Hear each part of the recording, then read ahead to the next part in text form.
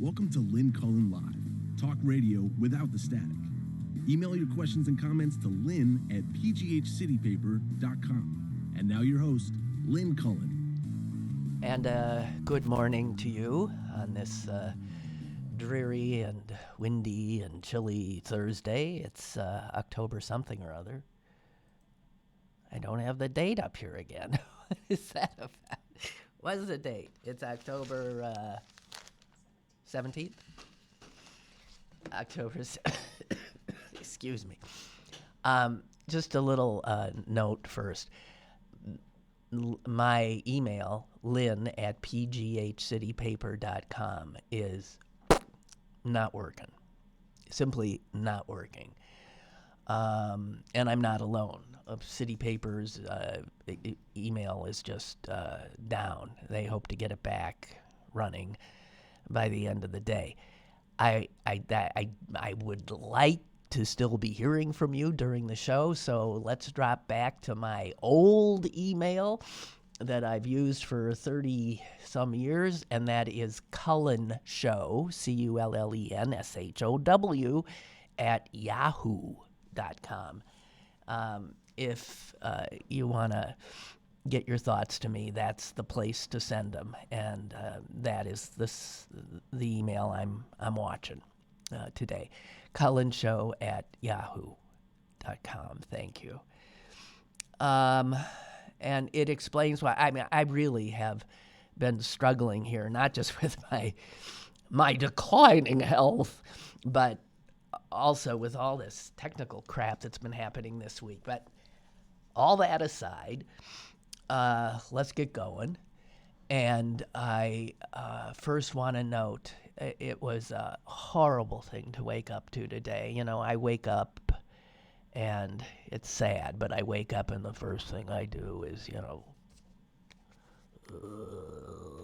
and I start seeing what horrors have happened since I last checked. And the news that greeted me was the death of Congressman Elijah Cummings. And that really, really is a blow. You know how some people just so clearly are good and honorable, and he so clearly was. You know, I was talking to somebody yesterday, and they were saying, how Trump's a crook, but all these politicians are crooks. All these politicians are crooks. And I said, no, they are not. And she would not back down. Oh, you're naive.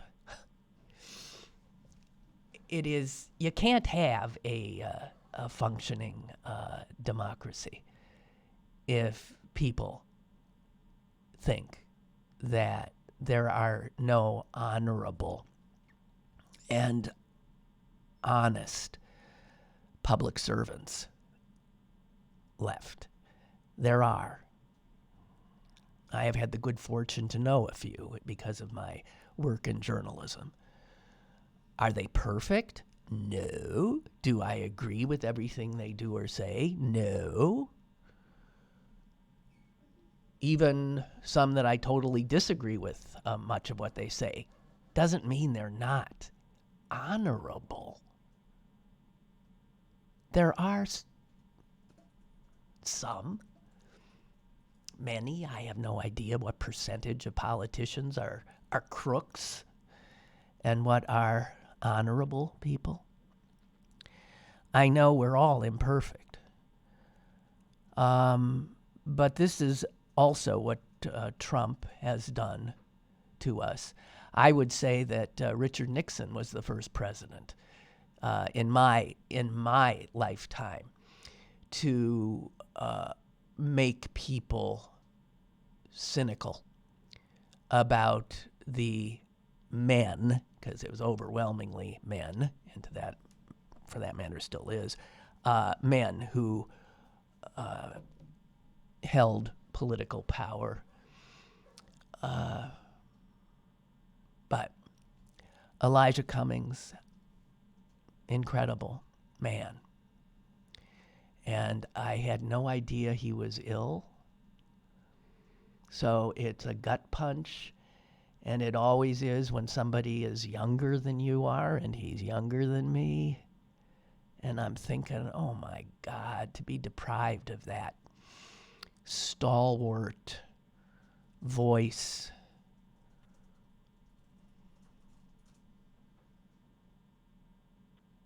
Good man. So there is sadness there. The other thing that's happening, I think, as I speak, is that Gordon Sondland, who is a guy who builds hotels, sort of like Donald Trump, and throws his money around at Republican politicians in hopes of aggrandizing himself with them, is testifying behind closed doors as we speak. This is the man who is a central figure in the Ukraine scandal and thus in the impeachment inquiry. And by all accounts, as I speak, he is speaking and throwing Trump under the bus. He's telling the truth. He's not falling on his sword. I'm trying to think of other metaphors that apply here. He's not taking one for the team.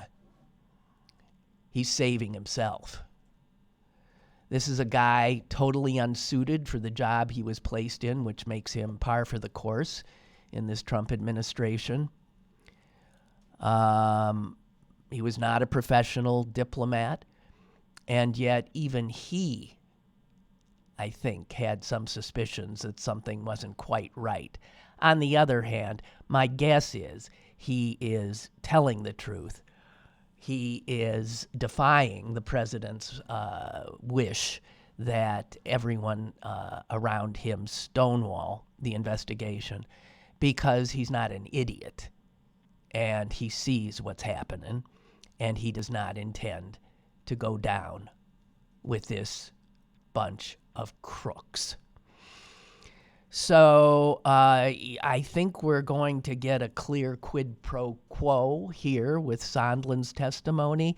Not that we haven't seen that before, but the fact that the dam has broken and so many. He's the first, maybe not the first. I'm thinking he's the first political appointee who has answered a subpoena and gone and testified in the inquiry. Might be wrong about that. But he is going to say that he had to work through Rudy Giuliani, who, of course, had no standing whatsoever to be telling ambassadors what to do. That would be the State Department that's supposed to do that. So he is, as I speak, he is telling the Congress people that Donald Trump essentially delegated American foreign policy regarding Ukraine, and I'm sure other things, to Rudy Giuliani, who had no business doing that.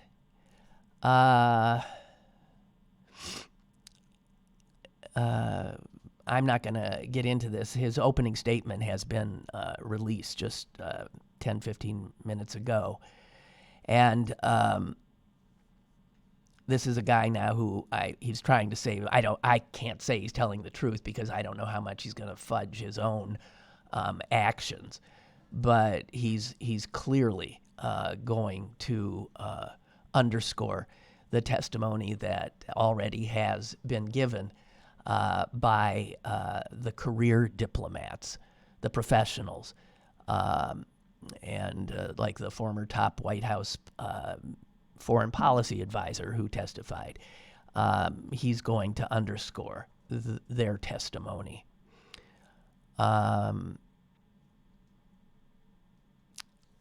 So that's, I think he'll be in there for a long time.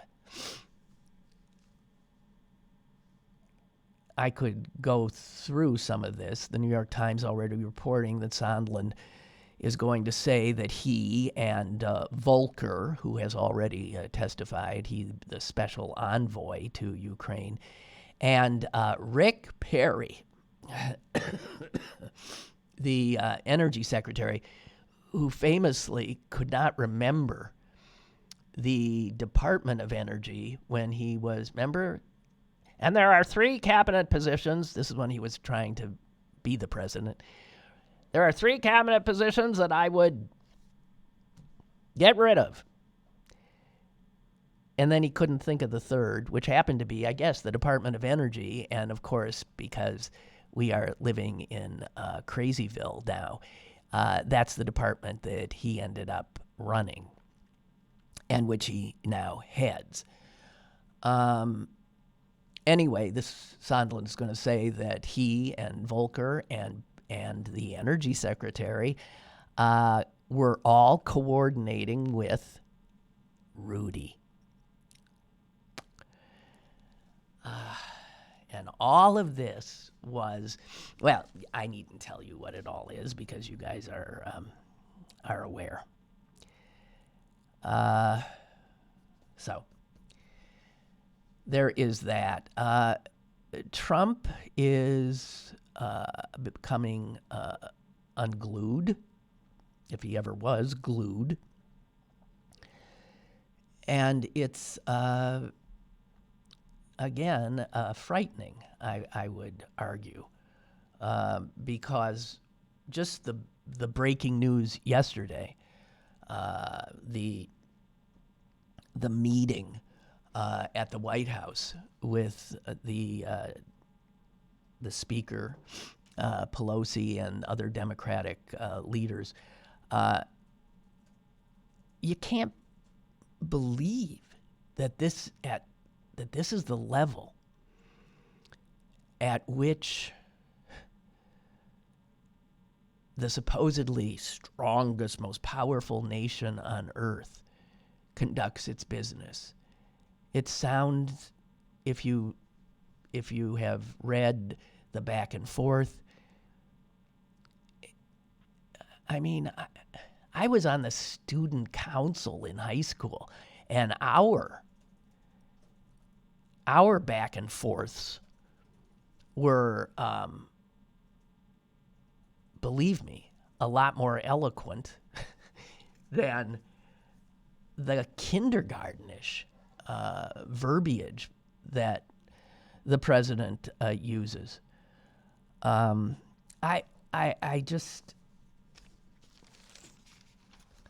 don't know what to say anymore. I mean, I just want to throw up my hands, shake my head in disbelief. But the reality is, he is the president of the United States. The reality is, the Republicans in Congress are hanging with him. Oh yeah, there was this vote in the House where they sided with the Democrats. 2-1. I mean, for every Republican who hung with him yesterday in the House, 2 deserted him. But they have done this before when it comes to foreign policy issues, when it came to his lack of any action regarding Saudi Arabia after the Khashoggi assassination. The Republicans spoke out. They're speaking out now about this the Syrian and Turkey malfeasance, and yet they hang with him. And would that they would literally hang with him, because we need the Republicans in the next few weeks to get in touch with their souls, if they have one, with their patriotism, if it exists within them, with their consciences, if in fact they have them, because this impeachment is going to happen relatively quickly. And it's going to go to the Senate. And we know enough now that if the Senate does not convict this president, we will never, as a nation, be able to impeach another president. This guy is a crook. High crimes, misdemeanors. How much time do we have? Focusing on just this one, where the evidence is damning, where the president himself has admitted his crime, and just because he doesn't think it's a crime doesn't mean it isn't. The former head of the CIA tweeted something. Let me find it for you. I hope I can find it. John Brennan. I mean, he headed the CIA for what, about 5-6 years. And he sent out a tweet yesterday which he specifically was addressing Mitch McConnell, Lindsey Graham, Marco Rubio, and all the other Republican senators. And he said this: you own Trump's disastrous decision to abandon the Kurds and America's global responsibilities by putting your crass political politics above your country. You have encouraged his incompetence, his corruption, and his evil ways. Find your souls. That is like a plea. It's the same plea I was feeling when I was wandering around in my kitchen this morning and thinking, they've got to.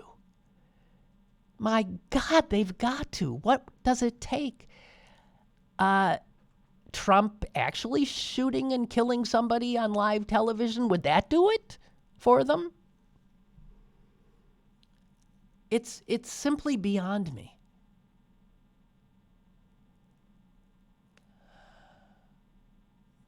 The cowardice, the self-serving cowardice. All you have to do is read that letter. You know what's amazing is that letter. You saw the letter that Trump wrote to Erdogan in Turkey.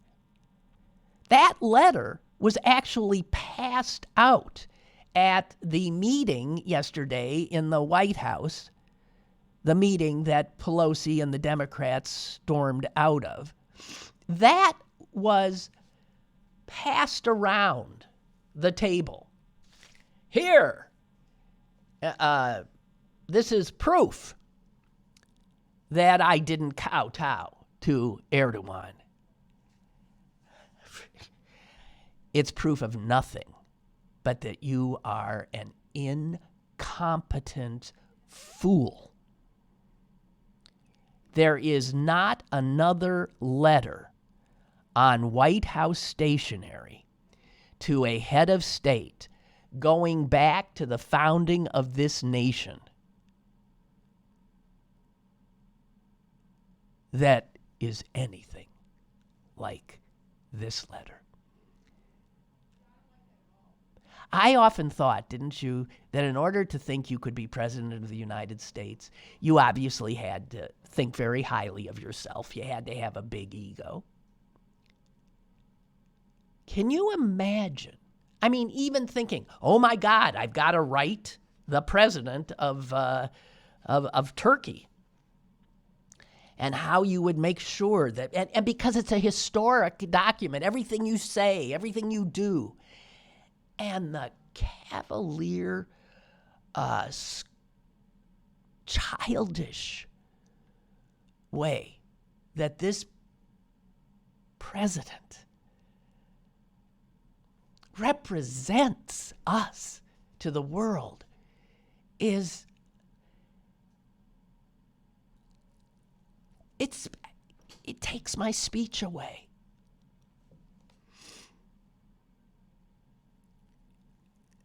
You don't want to be responsible for slaughtering thousands of people, and I don't want to be responsible for destroying the Turkish economy. And I will. I've already given you a little sample.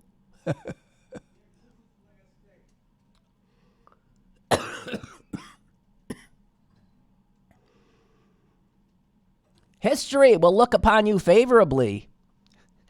If you get this done the right way, it will look upon you forever as the devil if good things don't happen. Don't be a tough guy. Don't be a fool. I'll call you later.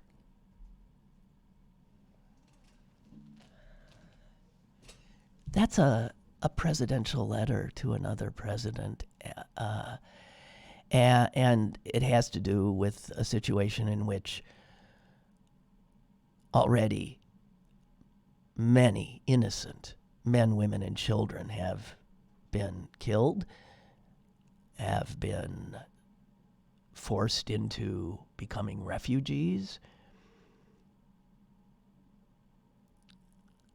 That's our president talking. And I feel such shame. And I feel humiliated. The BBC is reporting that when Erdogan received this lovely missive,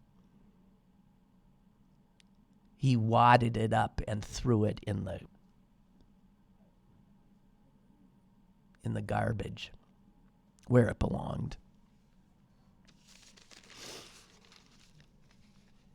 This guy, who is now our president, is so clearly out of his realm, so clearly incompetent, that he truly is endangering all of us.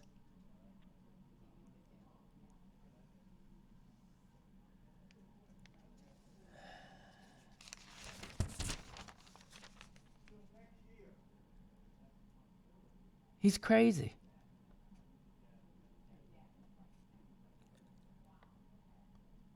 In that meeting, somebody said something about General Mattis. And even though that's the guy who we used to heap praise on, the president says, Mattis, the world's most overrated general. He wasn't tough enough. This from a draft dodger.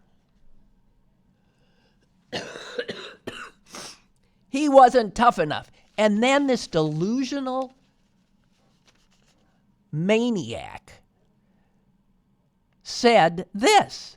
And people are sitting around this cabinet room conference table, and this is our country. This is our government. And this is the president. And he says, I captured ISIS. Mattis said it would take 2 years. I captured ISIS in 1 month.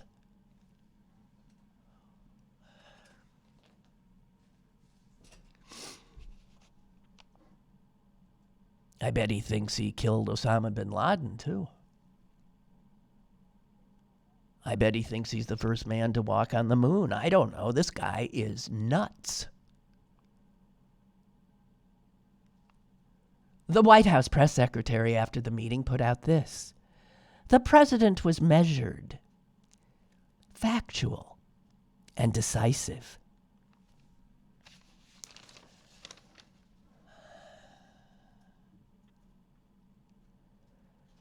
Mitch McConnell yesterday said this. He expressed his gratitude to the Kurds, and he said, I'm sorry that we are where we are. In other words, we are so grateful for you guys for taking so many bullets for us, and we're really sorry now that we are letting somebody kill you, that we're going to stab you in the back. And I'm thinking, McConnell, how can you be sorry? The only reason that we are where we are is because of you, Mitch, and your enabling and abetting and aiding of this incompetent lunatic.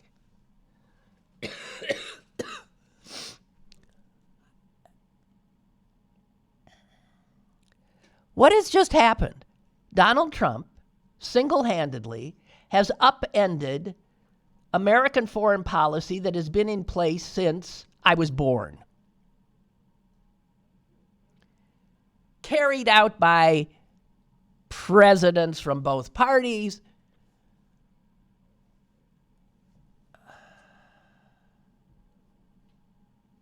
Lindsey Graham. Let's see. Lindsey Graham now appalled. Would he vote to impeach him? I don't think so. Unbelievable. As I followed the news yesterday, I just kept thinking, if we were living in normal times, this guy, there would be such astonishment, horror.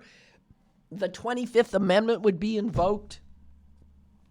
He would be out so fast, and yet it's business as usual.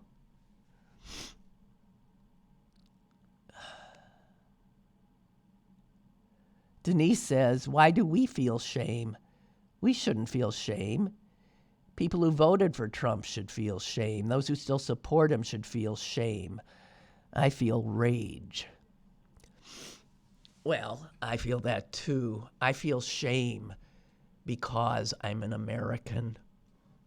And this is the president of my country. Yeah, I didn't vote for him, but something has gone terribly wrong that he is the president of this country. And you want the people who voted for him to feel shame. We can't wait around for them to feel shame. And I'm just praying that a Republican senator or two will feel shame.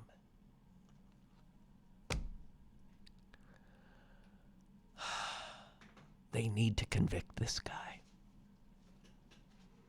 This country needs to be rid of him. And when this trial starts happening in the Senate, if the American people don't take to the streets like the brave people of Hong Kong, in that kind of multitude, then again, we should feel shame. This is not an ordinary time. God, and we do get complacent. What's the horror du jour? This is our time. He is going to be impeached by the House. very soon. It will then go to trial in the Senate very soon, before the year is out and the year is waning. And he must be convicted.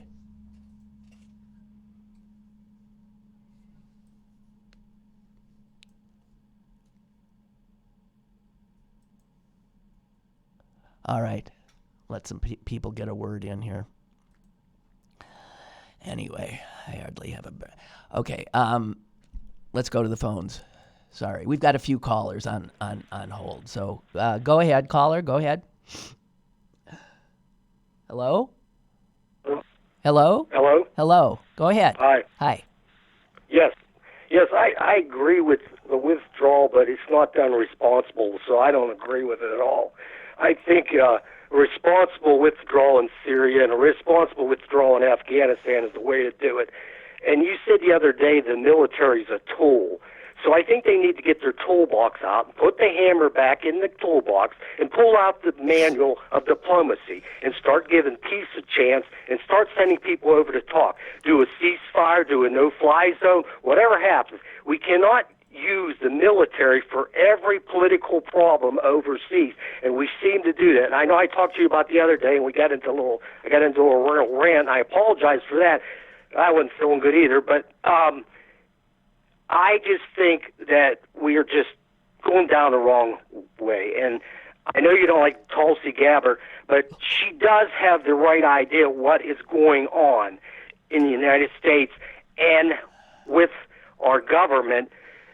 You look at MSNBC, which I talked about the other day. They are owned by GE, which is a defense contractor. So all this involves money, and I know people get tired of hearing it, but if they really realize why they're over there fighting, it's not for our freedom, they're fighting for money. And because this is big business. We have the military economy, and they're going to keep it going. And if people don't believe that, they're naive, because it is going on big time. And all these politicians, they get their pockets lined to run their campaigns, and that's what's going on. But people need to wake up, and even the Democrats, they need to back off. I know you think it's a conspiracy theory and all this, and this is all, but it's if you look into it and read about it, it's the truth. It really is the truth, Lynn. I don't know what you read, but this is what's going on. Now, there are reasons we're over there for some things, but this is what's going on over there. Okay. All right. Okay. And that's all I had to say. We'll agree to disagree. And okay. I want to. Yeah, I don't know what information you get, but you got it wrong. Okay. You got it wrong. All right. And I talk to people. All of my relatives are in the military. They tell me that goes on. They tell me, and they've been in high places too. So I'm just baffled how you believe it. That you're naive to believe we're over there for a reason. It's not. It really isn't. We've got a mess over there. And you said about... We're over there because, yes, of our interests. And those interests can involve, without a doubt, money, oil, but they also involve power, just plain old power. And if we aren't there, then our enemies go and take that power, which is what has happened. It's actually...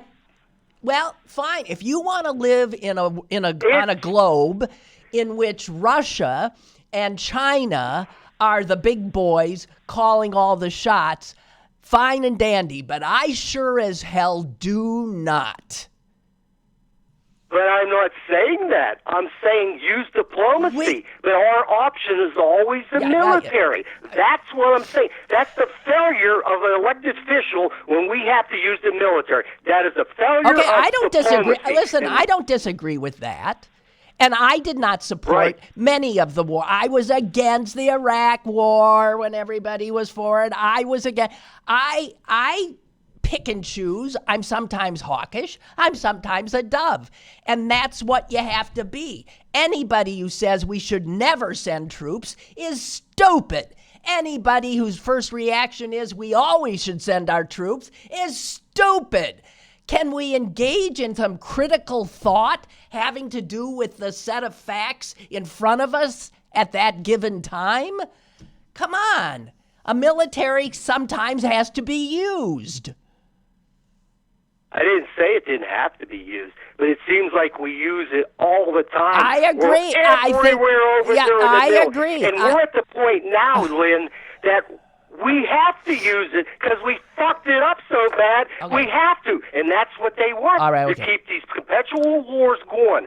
You believe what you want to believe. I'll believe what I want. Okay, that's but cool. You're dead wrong on this. All right. Dead wrong. Okay. Goodbye. Goodbye. Goodbye. Jeez. We have another caller? Hello? Hey, Lynn, it's Mike in D.C. Hi, Mike in D.C.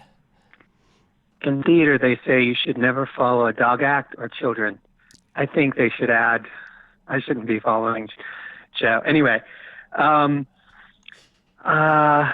whole thing with the Republicans is that we always give them credit for playing the long game, right?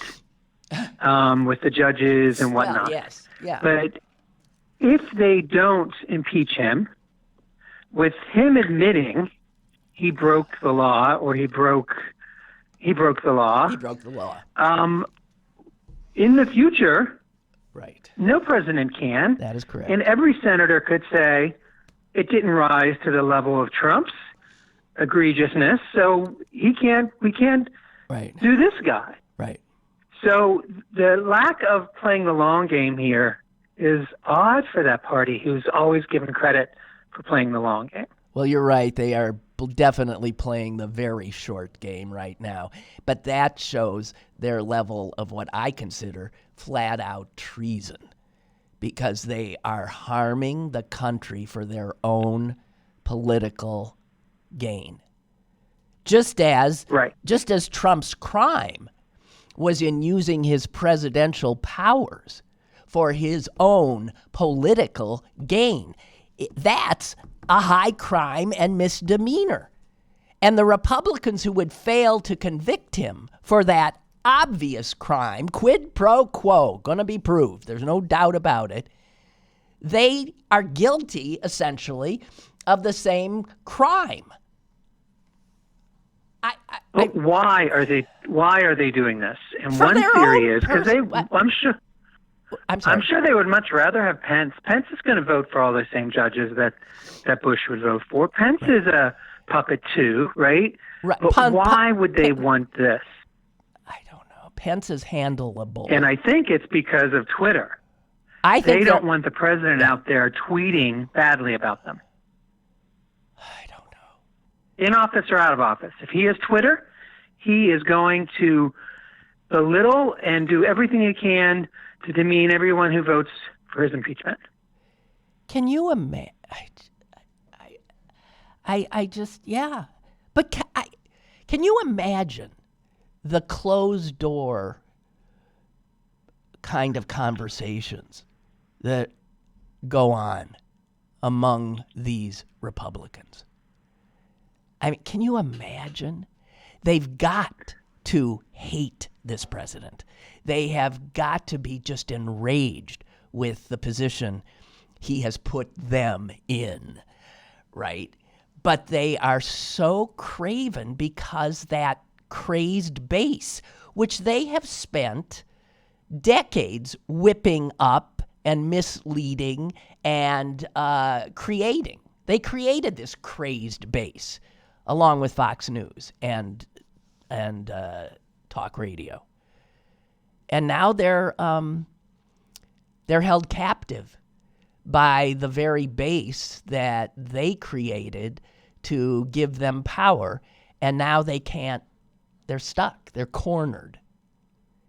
Isn't that what's happening? Not that dissimilar. Yeah, not that dissimilar to what happened in Germany when they thought they'd be able to control Hitler. Right, exactly. Right. They made a calculation.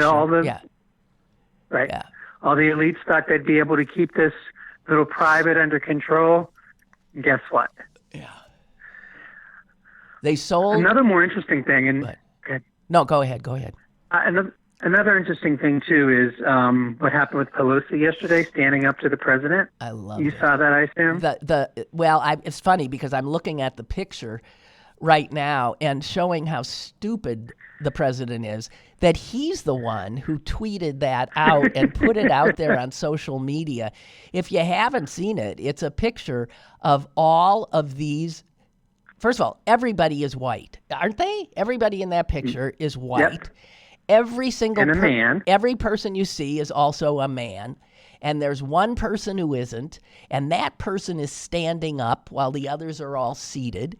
And it's Nancy Pelosi, who is directly across from Trump and is pointing at him. And he tweets this picture out and says, "Nervous Nancy's unhinged meltdown." When in fact, what that picture shows is that the only person in the room who had any balls was the woman standing up and taking on these bunch of craven white men. If you look at their faces, go down the line, make it bigger and look at them. They've got their heads down. They look like a bunch of schoolboys who are being, upbraided and chided. Unbelievable.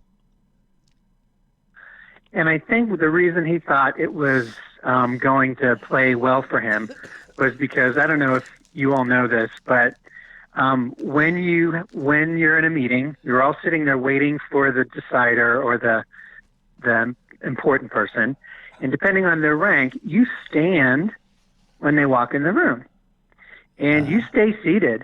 I mean, unless it's an emergency, you stay seated until he stands. Right. And then you stand again, and he leaves first. That's like the king. It's like it's like royalty. Right. It's like standard protocol. Yeah. You do not stand. So he was trying to say, look at this upstart. Look at this woman. Who is she? And how dare she stand in front of my presence? And that's what made that more, for anyone who's ever been in those meetings, that's what made it more impactful, is that she stood up, pointed at him, and told him the truth, which is not what any of those generals to the right of him were doing. Nope. With all their heads down saying, oh my God, my God, oh my God. No, she humiliated them all. Jesus.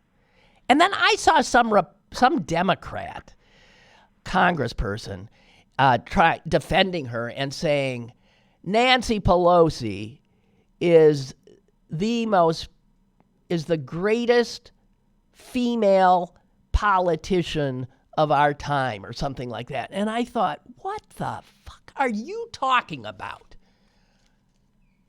I mean, yes, that's true. On the other hand, why put that female thing in there? She's just a goddamn amazing politician. Right. Not a third-rate one or a third-grade one, whatever was said. She's amazing. I don't know. And she posted it on her Twitter. And the weird thing, too, is she would have had a hard time getting that photo out of the White House. No, she could not ever have had that. Right. Right.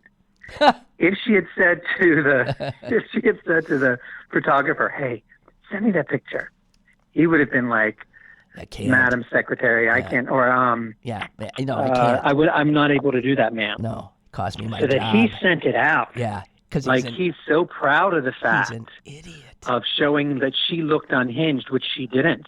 No, she looked totally in command. She is the commanding presence on that long table, populated by white guys with their heads down. It reminded me of that statue outside of Wall Street where the bull is, the little girl, and the little statue standing. Yeah, exactly. That's what it reminded me of. Yeah. Hey, I've got another caller. Thank you for the call. Appreciate it. Okay, bye. Caller, go ahead, please. Hello? It's Roger. Hi, Roger. Crazy time. Oh, God. I just can't take much more. Hey, I didn't know. Do you know if you have a problem with your email? Because days in a row I'm getting message could not be sent. I know, because it doesn't exist, right? Yes, no.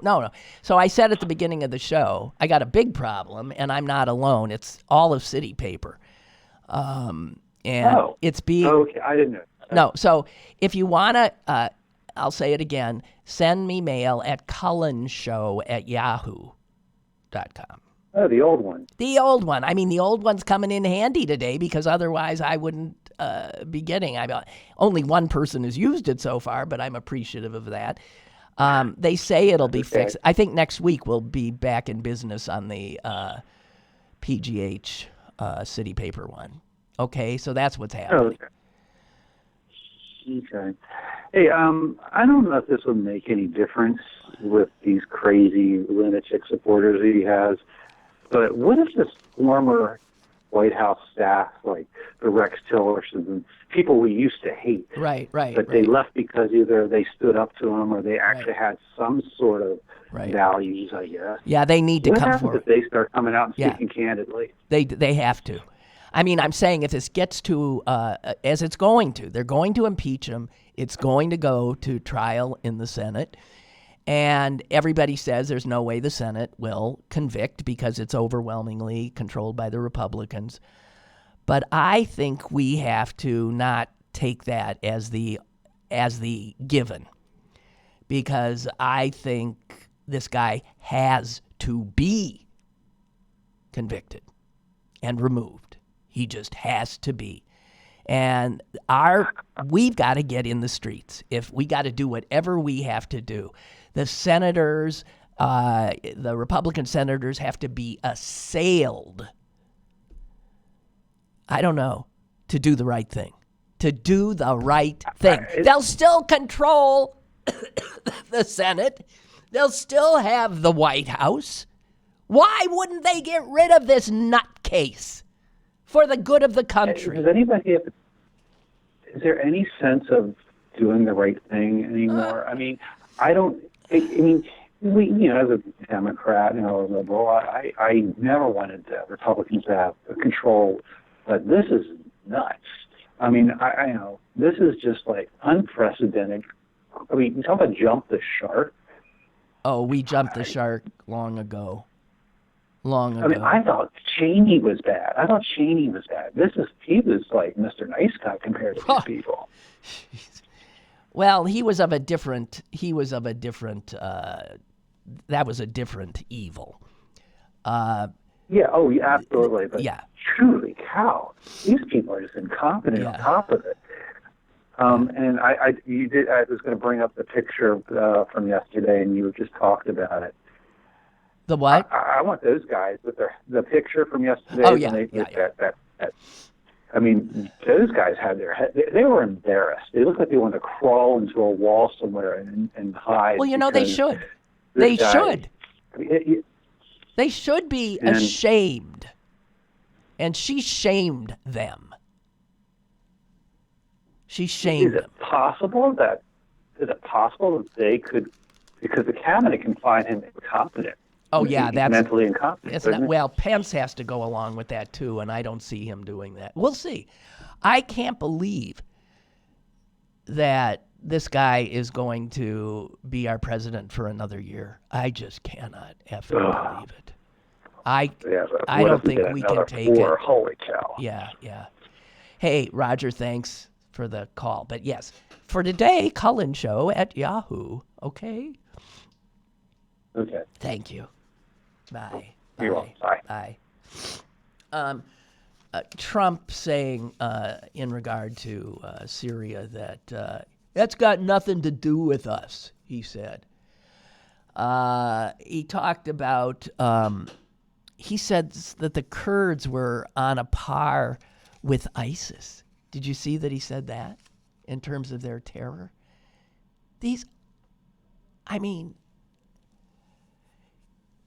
This guy, I don't think Vladimir Putin, if he were in the White House, would be as bad.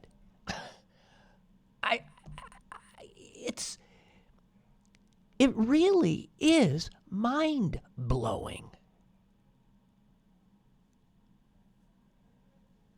and that Americans don't get it or don't care or continue to believe this president shows that is my shame. Because I think we all have a reckoning. We all have to see that somehow we have allowed things to get to this point. I don't know. I do not remove myself from culpability. It took a long time to get here. And I agree with people who say that Donald Trump is not the problem per se. He is simply the embodiment, the conclusion of what we've been seeing happen to our politics and specifically to the Republican Party over the last 30, 35, 40 years. And I do think what I said before is at the heart of it, that they knew that their power would lie in creating a base that was constantly on edge, that was fearful of any changes, any difference, fearful of blacks, fearful of gays, fearful of brown people, fearful of immigrants, fearful of the fact that the world was changing and there had to be scapegoats, and the usual scapegoats have all now been identified. And when it's scapegoating time, Jews always end up in the picture, and as you know, Jews are now in the picture as well. This was their calculation.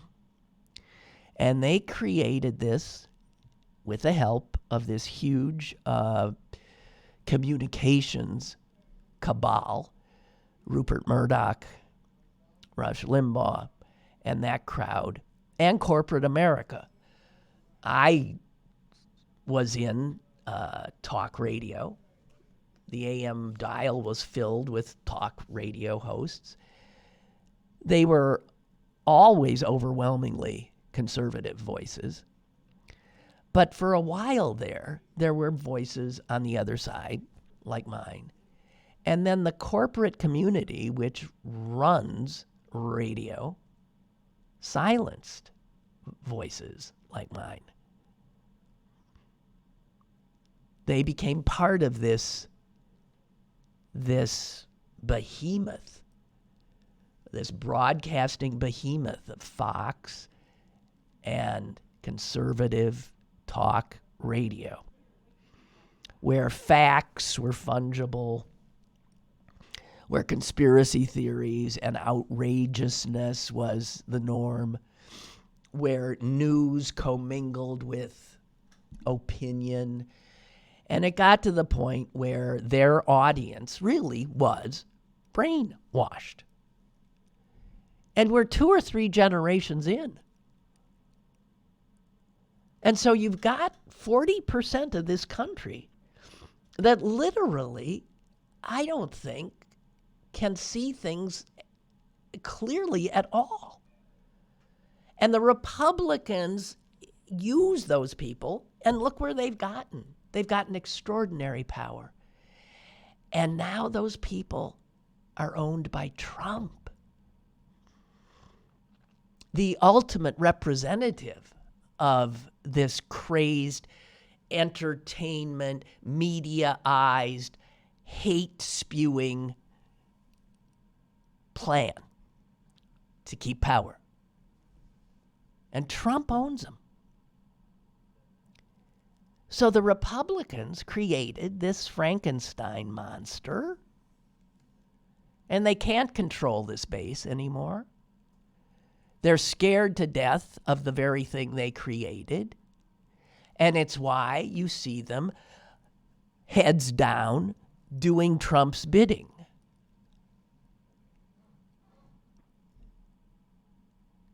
And the other obvious reason is because they're cowards. because they're cowards and because they are placing their personal status and power before the good of their country.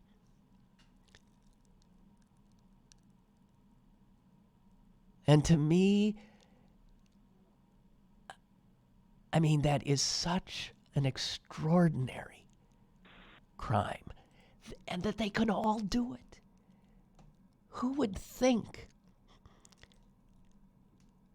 They are all so desirous of hanging on to what they got that they'll let the country go down.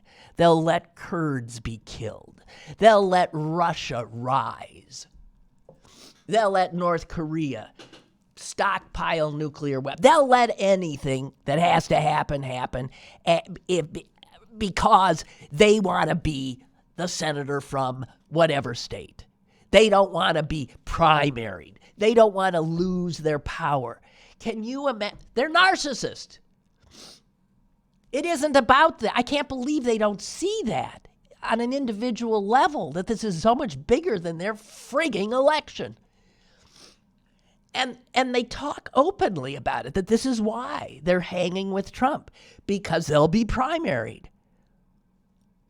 That's not the issue here. The issue is our country is being destroyed from within.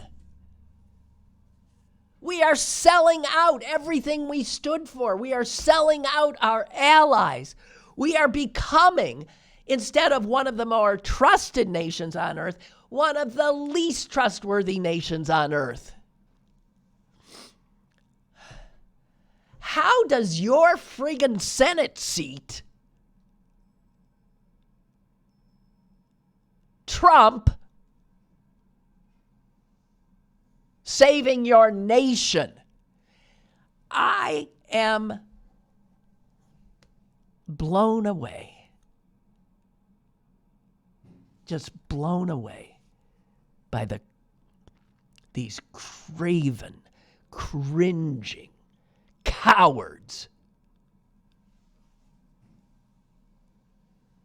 obsequious sycophants.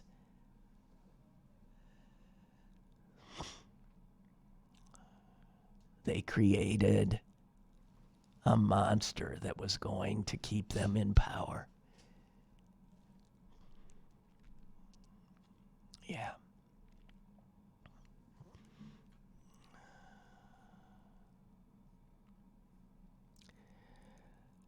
Unbelievable. Any foreign leader right now sees that they can play this guy. They know how to play him. You flatter him. You flatter him, and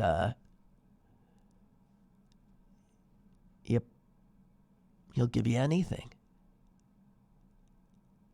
The fact is that Donald Trump poses a clear and present danger to the United States. And every second that he sits in that seat of power, we become more endangered. The last brilliant thing, what he called it, brilliant strategy, what he did in Syria. We've got hundreds of ISIS people now free, dispersing all over who knows where. He said something like, who cares? They're 7,000 miles away. They can all fight over that sand. There's lots of sand they can fight in.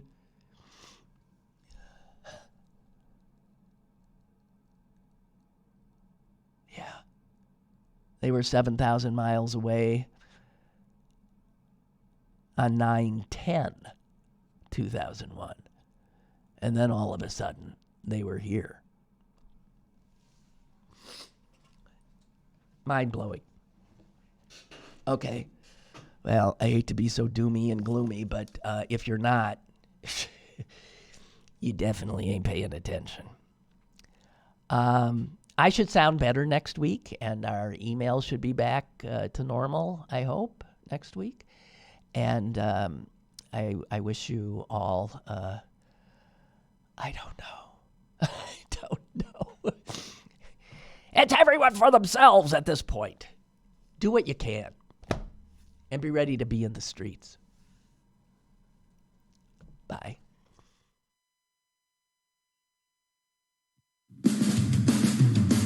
Lynn Cullen Live, Monday through Friday from 10 a.m. to 11 a.m. and archived at pghcitypaper.com. The opinions expressed on Lynn Cullen Live are those of the host and do not necessarily reflect the viewpoints of Pittsburgh City Paper or its advertisers.